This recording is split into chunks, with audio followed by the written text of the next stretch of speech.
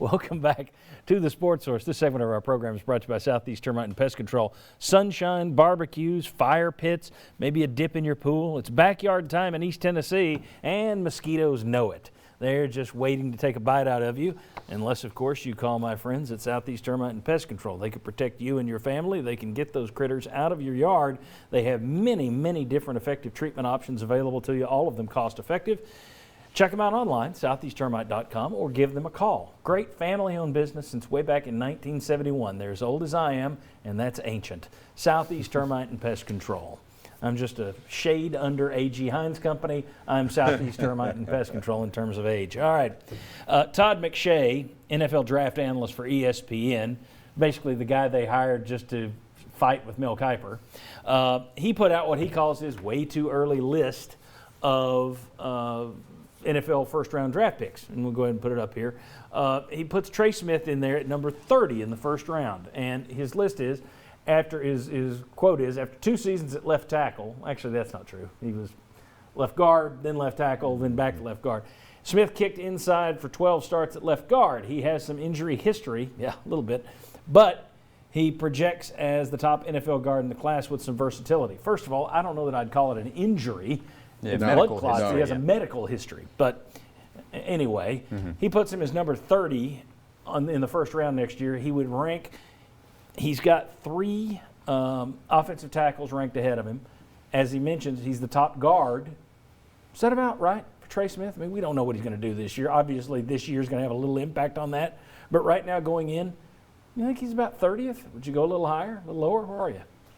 If he doesn't have any issues, if Trey is able to play the season, I know the assumptions have to be made, but if he plays the season healthy, I think that's on the low end. I think he's in the 15 to 30 range because I think he'll play at such a high level, and some of those questions that teams have now will be answered from a medical standpoint. I think he's in that, I would guess, 15 to 25 range, really. Agreed. I think he's a little higher than 30. Bob? Yeah. I'll go a little bit better than you. I'll say in the 12 to 20 range.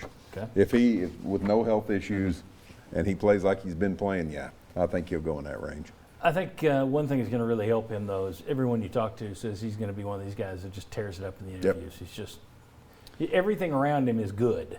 There's not a lot of question marks coming into it. So there's not a lot to hold him back other than the clots issue. And if he has a second year where it's not an issue – if that had never happened, I think he already would have been. Yeah, I agree. He would have gone. I don't know that he'd be back if he hadn't had the clots. It would have happened a couple of months ago. Yeah.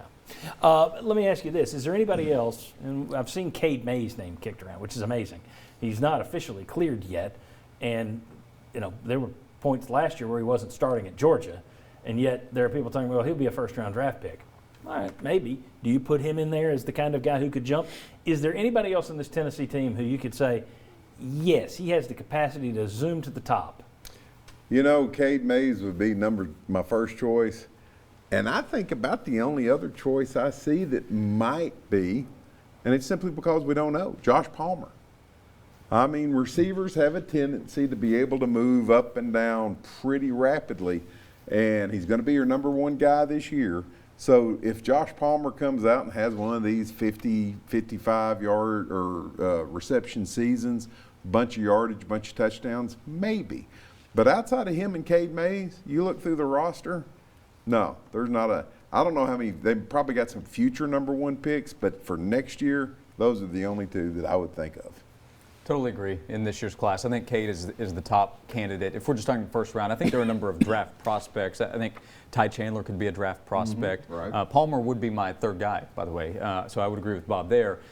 Bryce Thompson and Alontae Taylor athletically, they have ability, but Bryce is off-field concerns, and they both also have to take big jumps as players. I would say to be first-round conversation. They'd be leaving early, too, to do that, wouldn't they? Right. They'd be early entry candidates. And then, if Garantano has a completely consistent year, he could be a drafted player, but not a first-round pick.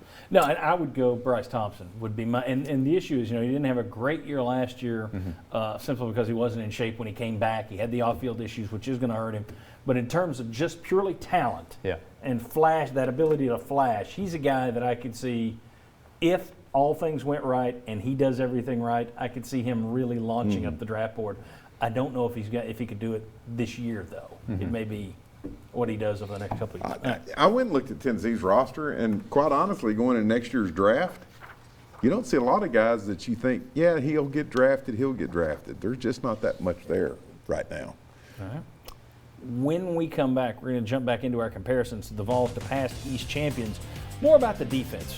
Is it aggressive enough in terms of what they're accomplishing on the field compared to these past East champions? We'll discuss that. Come on back on the Sports Source.